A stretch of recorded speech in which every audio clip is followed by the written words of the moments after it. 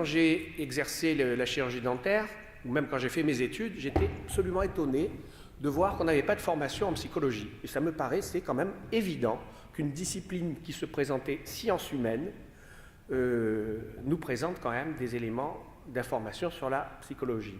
J'ai décidé moi-même de faire ma propre éducation et d'aller à la faculté de psychologie.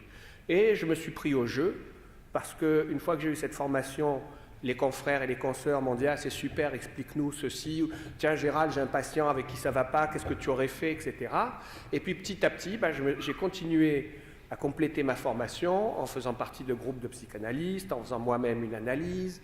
Et aujourd'hui, j'ai vraiment une double compétence, c'est-à-dire que je suis orthodontiste et je suis psychologue clinicien. Vous voyez, mais je n'exerce que l'orthodontie.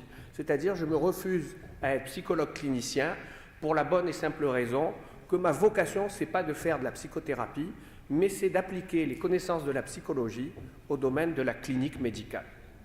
En revanche, ce dont je me suis aperçu, ce qui a évolué, c'est qu'au départ, j'avais utilisé la psychologie pour essayer de créer un confort pour le patient, notamment par exemple les patients qui s'asseyaient sur le fauteuil et qui étaient confondus en sudation et qui devenaient tout pâles. Eh bien, je me disais quand même, je ne peux pas les regarder comme ça et puis me croiser les bras, il faut que je les aide. Et en les aidant, je me suis aperçu qu'effectivement, ils vivaient mieux les soins dentaires, mais du moment qu'ils étaient dans une situation plus confortable psychologiquement, moi-même, ils me renvoyaient un certain calme. Un praticien qui a passé la journée à prendre sur lui l'angoisse de ses patients, il est cassé à la fin de la journée. En revanche, un praticien qui sait prendre en charge et qui arrive à travailler dans la sérénité, lui-même devient serein et termine sa journée correctement. Vous voyez, c'est ça que j'ai constaté dans un premier temps. Et puis au fur et à mesure que j'ai continué à comprendre ce que c'était que le psychisme humain et le corps humain et les attentes des patients, etc., je me suis rendu compte, quand je dis je me suis rendu compte, ce n'est pas du tout une démarche personnelle, c'est que j'ai lu et j'ai été formé par d'autres spécialistes.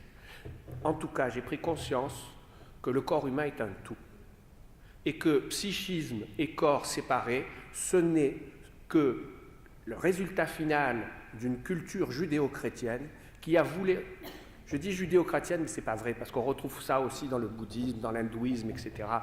Il y a une volonté, si vous voulez, dans les religions anciennes, de se dire, si on n'arrive pas à une sagesse, c'est parce que le corps nous ramène toujours à cette matérialité de la chose.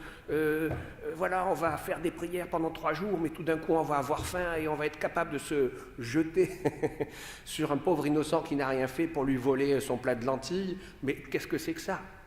C'est ce corps qui nous aliène et qui nous empêche d'accéder à une vie spirituelle. Et donc les religions, peu à peu, si vous voulez, au fur et à mesure des millénaires, on va dire, ont pris l'habitude de séparer le corps et l'esprit.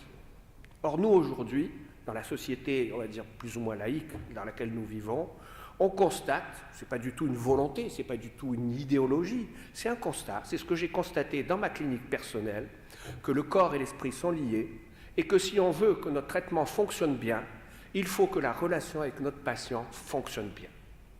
Et donc, à partir de là, c'est intéressant de s'interroger sur qu'est-ce qui fait que notre relation va influencer le corps de notre patient. Pourquoi y a-t-il cette influence? Et si vraiment elle existe, comment l'influencer? Le cerveau est une véritable pharmacie. Et aujourd'hui, on en a la preuve. Au 19e, c'était une hypothèse de certains praticiens, notamment de Freud, qui parlait de psychosomatique.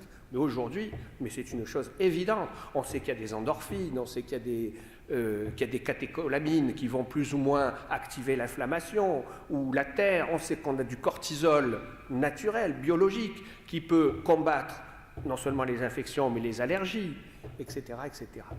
Donc il n'y a plus de mystère. La relation entre l'esprit et le corps, c'est une évidence.